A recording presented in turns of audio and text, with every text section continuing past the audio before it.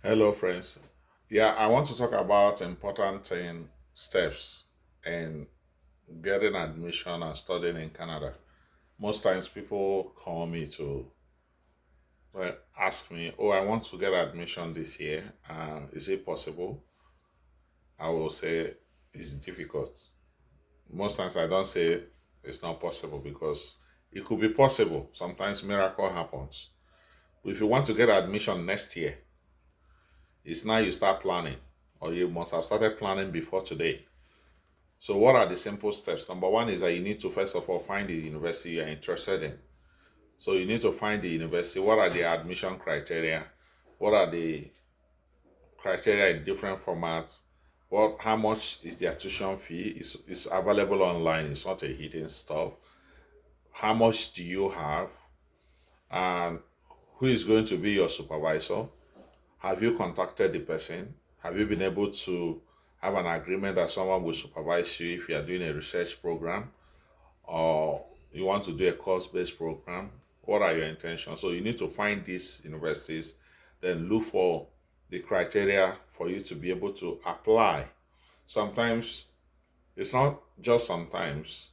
You always need a transcript, but some universities don't require to bring up send official transcript at the time of application. If you have your own personal copy, you can actually submit it. And after admission, they will require you to submit your official transcript directly from your institution to the university. So if you don't have a transcript, some universities take a lot of time to process a transcript. So you need to start processing that transcript now. Next month, which is September, admission will start from most universities. Admission application will open in most universities for next year, September or January for some schools or some programs in different universities. So you need to gather your documents, make your documents ready. You need to look at your CV. How do you prepare your CV? Make it ready and format it based on Canadian standard. There are a lot of resources online on how you can format your CV on Canadian standard. Then, after formatting your CV, you find a university, you get all the documents, you now approach a supervisor.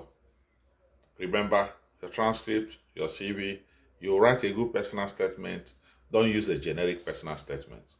Don't generate personal statement with ChatGPT and ask and use it that same way.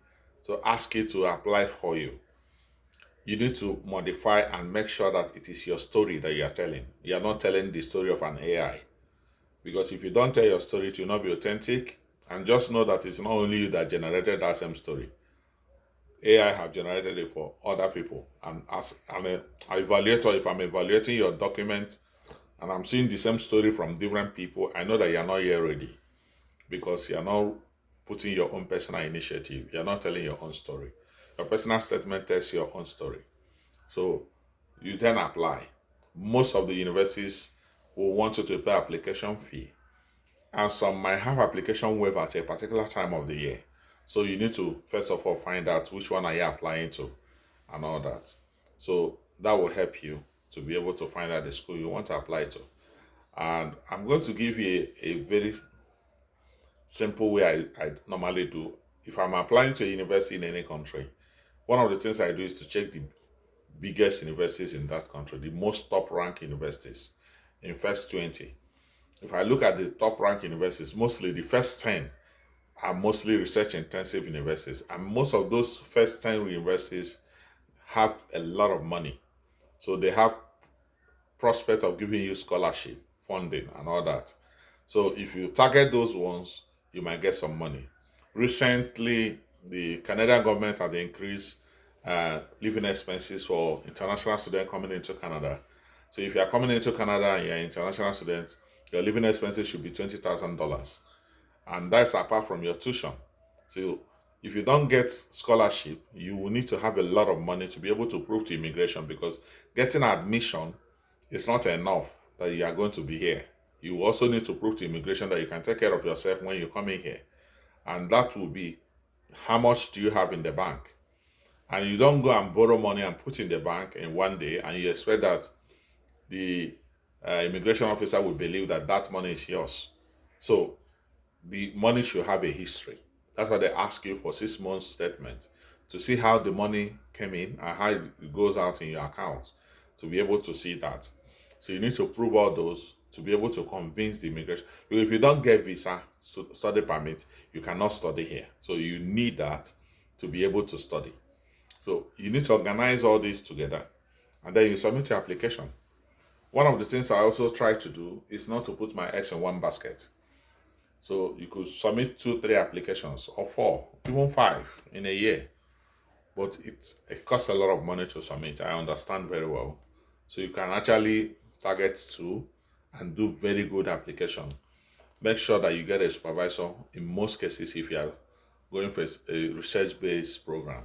But note, there are some universities departments that don't require to get a supervisor. You can be lucky also, and you apply to those places, and you're a competitive candidate, you will get it. Thank you for joining us today.